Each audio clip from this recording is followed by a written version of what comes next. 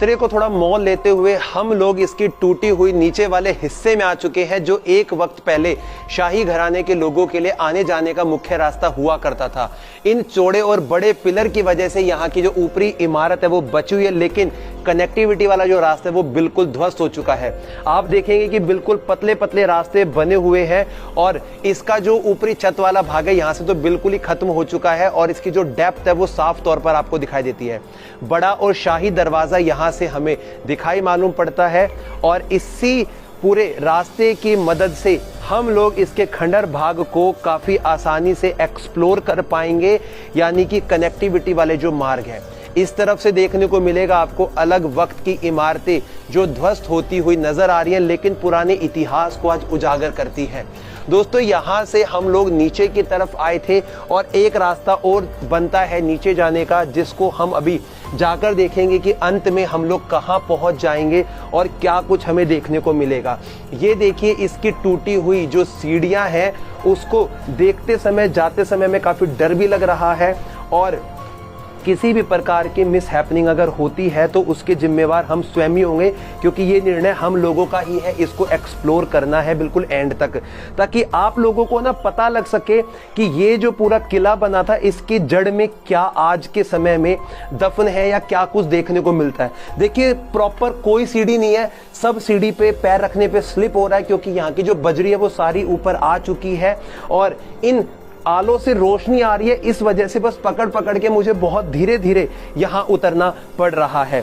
जो मेरे साथी हैं उनको भी बहुत संघर्ष करना पड़ रहा है उतरते समय, और हम लोगों ने रिकॉर्ड इसको करने का विचार किया था ताकि अंत तक आकर सब चीजों को दिखा सके।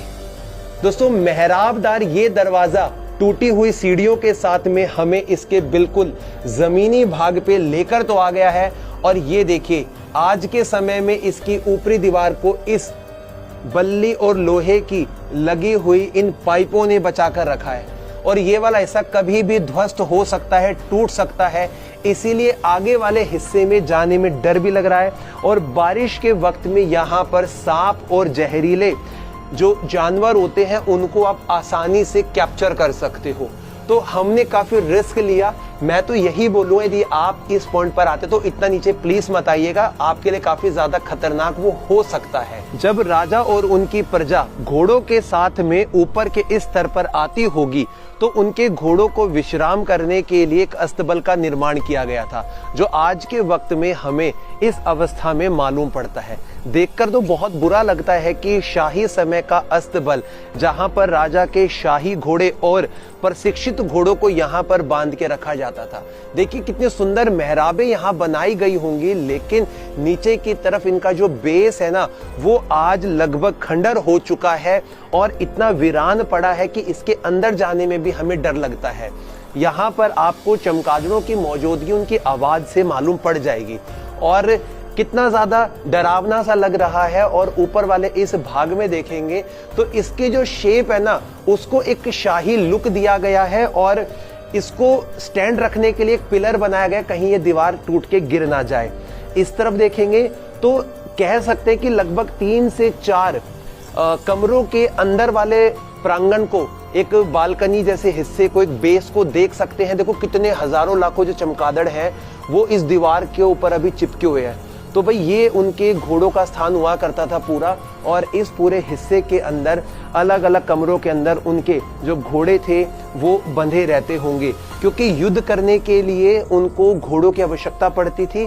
तो इसी अस्तबल में उनके तैनात घोड़े हमेशा हर वक्त तैयार रहा करते थे।